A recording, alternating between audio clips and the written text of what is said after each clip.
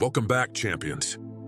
Today we confront one of the most provocative and misunderstood aspects of Nietzsche's philosophy, the Overman. We'll explore whether Nietzsche's vision of the Overman suggests elitism or if it holds a deeper, more transformative message for us all. In this discussion, you'll learn not only the essence of Nietzsche's ideal, but also how it challenges us to rethink the very idea of greatness and the paths we take to achieve it. Prepare yourself to feel a deep inner lust, to embrace your full potential, and rise above all that holds you back. Nietzsche's Overman is a figure shrouded in complexity, one that has sparked intense debates across generations. The term Übermensch, or Overman, refers to an individual who transcends the limitations of conventional morality, social expectations, and the herd mentality. But what does this actually mean? The Overman is not someone born into privilege, nor someone who rises above others merely through power or status. Rather, the Overman is an individual who evolves through struggle, one who confronts life head-on and emerges stronger, more powerful, and more authentic. They become a creator of values, a beacon for others to follow, not through domination, but through transformation. Let's pause here and address a significant question that often arises. Does Nietzsche's ideal of the Overman suggest elitism? It's easy to make that assumption, and in fact, many of Nietzsche's critics have interpreted his work as advocating for an exclusive hierarchy of the exceptional few. They argue that Nietzsche's Overman is meant to elevate certain individuals above the masses, establishing a new form of aristocracy based on strength, intellect, or power. This reading has led many to accuse Nietzsche's philosophy of elitism, suggesting that it promotes the idea of an intellectual and moral aristocracy at the expense of the masses. But is this interpretation accurate? The answer, if we are to truly understand Nietzsche's vision, is far from simple. Nietzsche certainly calls for greatness, but it's not greatness based on birthright or arbitrary privilege. The Overman is made, not born, through sheer willpower and the relentless desire to transcend their current limitations. It's a continuous process of self-overcoming, a refusal to accept mediocrity or stagnation. The Overman represents the ideal of a person who has dedicated themselves to perpetual growth, who has shed the shackles of societal expectations and fashioned their own path. At the heart of this process lies Nietzsche's concept of the will to power, the driving force behind all human actions. However, contrary to popular misunderstandings, the will to power is not about exerting domination over others. It is the force that compels an individual to overcome their own weaknesses, to push beyond their limitations, and to achieve mastery over their own life.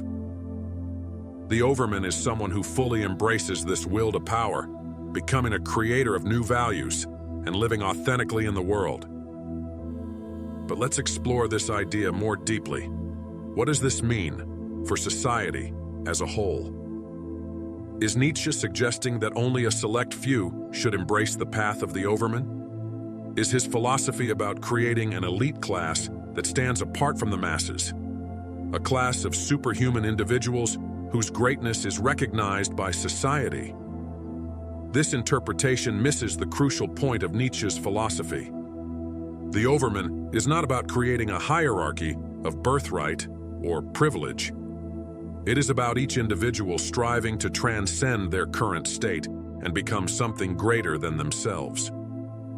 The Overman's greatness is not an elitist position. It is a personal one. It's a state of constant growth and self-overcoming, an ongoing process of pushing against the boundaries of one's own potential.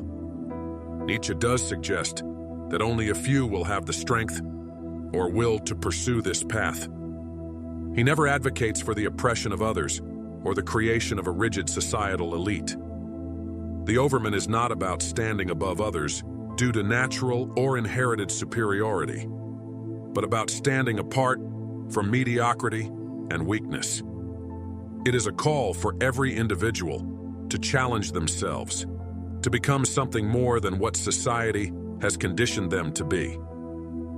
This leads us to an essential aspect of Nietzsche's philosophy: the rejection of the herd mentality.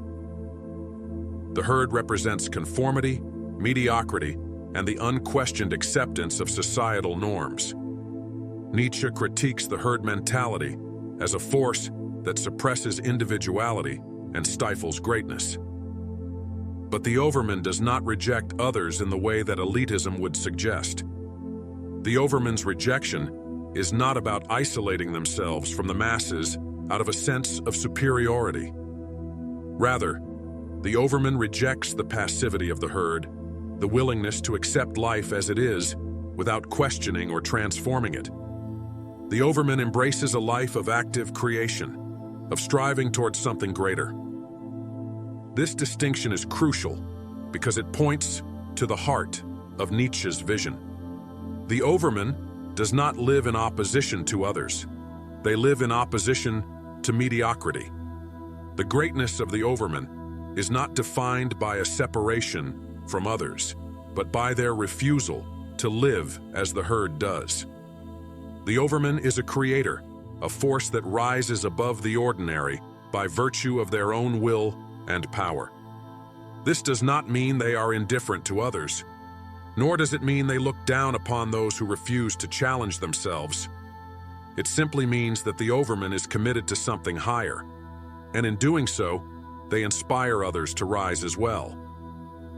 Nietzsche's philosophy, then, is not about creating an exclusive class of individuals who are inherently superior to others.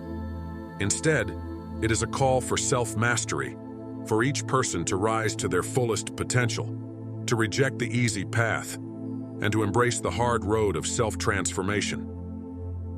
The Overman represents an ideal for all to strive toward, not an arbitrary few to possess. To address the elitism question head-on, Nietzsche's concept of the Overman is elite, yes, but not in the conventional sense of social status, wealth, or power. It is elite in the sense that it represents the highest form of human development, a life of mastery, authenticity, and self-overcoming.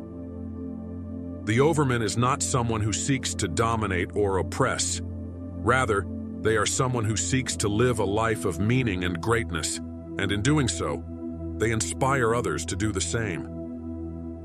So, is Nietzsche promoting elitism? Only if we misunderstand the nature of elitism itself.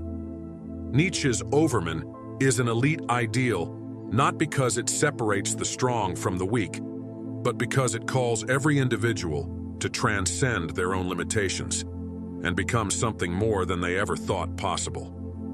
The Overman is elite not because they stand above others, but because they have chosen to live a life of greatness, and that choice is available to all who are willing to accept the challenge. At this point, the question shifts from one of elitism to one of personal responsibility. The Overman does not wait for the world to change. They change themselves.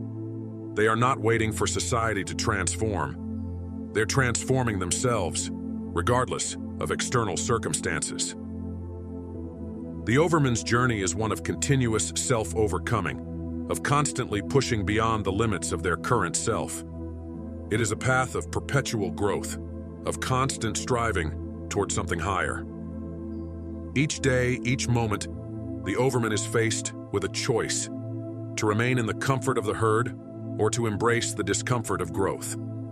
Nietzsche's philosophy asks us to rise to that challenge, to reject the easy path, and to create a life that is authentically ours.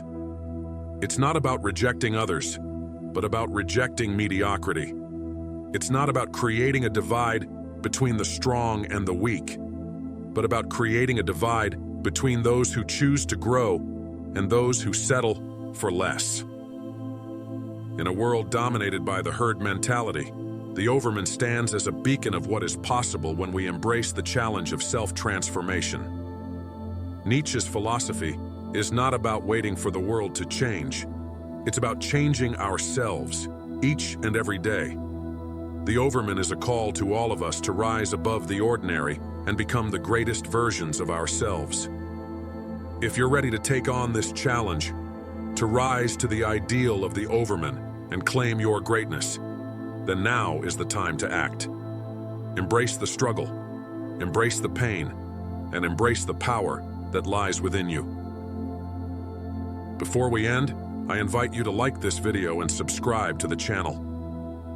By doing so, you're consciously choosing to engage with content that will push you toward greatness. You're choosing to challenge yourself, to elevate your thinking, and to transform your life. Don't let the algorithm decide your future. Take control of the content you consume and make it work for you. Until next time, champions, stay strong and stay committed to your path.